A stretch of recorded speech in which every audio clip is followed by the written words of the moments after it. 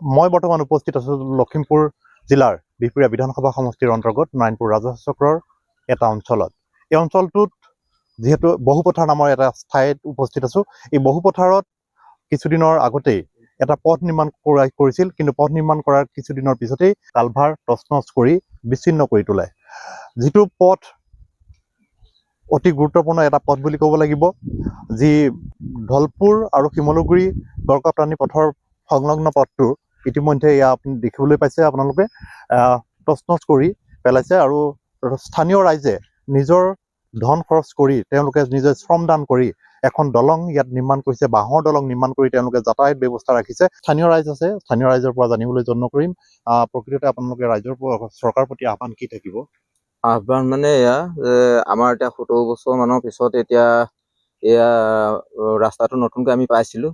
পোৱাৰ পাছত এতিয়া হঠাতে প্ৰলয়ংক মানে যেতিয়া এইটো এনেকুৱা এটা কৰি দিলে, আমাৰ যথেষ্টখিনি কষ্ট হৈছে। ছাত্ৰ ছাত্ৰীসকল ওলাই যোৱাত কষ্ট হৈছে। গাঁৱৰ কোনোবা দুৰ্ভগীয়া মানুহৰ যদি হঠাৎ বেমাৰ আজাৰ হৈ যায়, এখন এম্বুলেঞ্চটো বাদ দিয়ক, ই ৰিক্সা এখনো পাৰ কৰাই নিবলৈ অসুবিধা হয়। সিফালে ই ৰিক্সা এখন বেলেগকৈ ৰাখি আকৌ ইফালে ই ৰিক্সা এখন হ'লেও আনি পিনি এইখন এনেকৈ ধৰি বান্ধি পাৰ কৰাই দিবলগীয়া হয়। তেনেকুৱাখিনি অসুবিধা হৈছে। এইটো চৰকাৰৰ প্ৰতি অনুৰোধ, তাৎক্ষণিকভাৱে যদি তেখেতলোকে কিবা এটা সুব্যৱস্থা কৰি দিয়ে নথৈ আনন্দিত হ'ব সকলো ৰাইজ। আপুনি কওকচোন। আমাৰ ঘৰ ইয়াতেই, এইখন গাঁৱতেই, কিন্তু আমাৰ ওলোৱা সময়ত ৰাস্তাটোৱে অসুবিধা হ'ল। এতিয়া মানে যদি পাৰে অতি সোনকালে আমাক ৰাস্তাটো চিজিল কৰি দিয়াটোৱে আমি বিচাৰোঁ। হয়, ৰাইজে যিহেতু দুৰ্ভোগত ভুগিছে আৰু এই পথটো যেতিয়া আহিল, এই কালভাৰটো যদি বিভাগীয় কৰ্তৃপক্ষই যদি পৰ্যবেক্ষণ কৰি নতুন এটা কালভাৰ যদি ইয়াত অনুমোদন দিলেহেঁতেন বা আবণ্টন জনালেহেঁতেন, তেতিয়াহ'লে হয়তো এনেধৰণৰ পৰিস্থিতিৰ সৃষ্টি নহ'লহেঁতেন।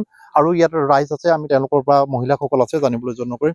ৰাইজৰ অসুবিধা কেনেকুৱা ধৰণৰ হৈছে? আমাৰ মানে অসুবিধা যথেষ্ট হৈছে। এতিয়া বিশেষকৈ আমাৰ যদি আজি এজন মানুহ মেডিকেল নিবলগীয়া হয়, আমি এতিয়া মেডিকেল নিবলৈ এইপিনে ফটককৈ নোৱাৰোঁ। এইডোখৰত এখন অ'টোৰিক্সা থৈ মানুহজন যেন তেনে পাৰ কৰি আকৌ ইপিনে এখন অ'টোৰিক্সাত মানুহজন উঠাব লাগিব। আৰু এতিয়া গৰম বন্ধ খোলাৰ পিছত আমাৰ ছাত্ৰ ছাত্ৰী স্কুললৈ যাবলৈ অসুবিধা হয়। আৰু ৰাস্তাটো আমাৰ বহুত বছৰৰ মূৰত এইবাৰ আহিছিলে। আহোঁতে আমাৰ যদি কালভাৰটো নতুনকৈ দিলেহেঁতেন, তেতিয়া আজি এই অৱস্থা নহ'লহেঁতেন। হয়, এক প্ৰকাৰে পুৰণা কালভাৰটোত ৰাজপথটো নিৰ্মাণ কৰাৰ কাৰণে বিচ্ছিন্ন হৈ পৰা বুলি ৰাইজে জানিবলৈ দিছে। আৰু কি ক'ব আপুনি? মই সেইটোকে কওঁ, আৰু সোনকালে তাৎক্ষণিকভাৱে ৰাস্তাটো আমাক সম্পূৰ্ণ কৰি দিব লাগে, কালভাৰটো সোনকালে নিৰ্মাণ কৰি দিব লাগে। যিহেতু আমাৰ গাঁৱলীয়া মানুহখিনি বহুত অসুবিধা হৈছে ইয়াৰ পৰা ওলাই যাবৰ কাৰণে। এইটোৱেতো মেইন ৰাস্তা। এতিয়া 4-5খন গাঁৱৰ মেইন ৰাস্তা এইটোৱেই। এইটো ৰাস্তাই আমি এতিয়া ওলাই যাব লাগিব। সেইকাৰণে আমাক সোনকালে, আৰু ছাত্ৰ ছাত্ৰীসকলৰ অসুবিধা, যেতিয়া স্কুল খুলিলে অসুবিধা হ'ব। অসুবিধা নোহোৱাৰ আগত যাতে আমাক তাৎক্ষণিকভাৱে নিৰ্মাণ কৰি উলিয়াই দিয়ে। হয়, এয়া আছিল নাৰায়ণপুৰ ৰাজহ চক্ৰৰ অন্তৰ্গত শিমলুগুৰি গাঁও পঞ্চায়তৰ এটা পথ, উজনি বহুপথৰ এটা পথ। এই পথটোৰ নিৰ্মাণৰ কিছুদিনৰ পিছতেই এয়া এনেধৰণৰ অথন্ত সৃষ্টি হ'বলৈ পালে। আৰু স্থানীয় ৰাইজে দাবী তুলিছে অতি সোনকালে যাতে পথটোৰ মেৰামতিৰ ব্যৱস্থা কৰে।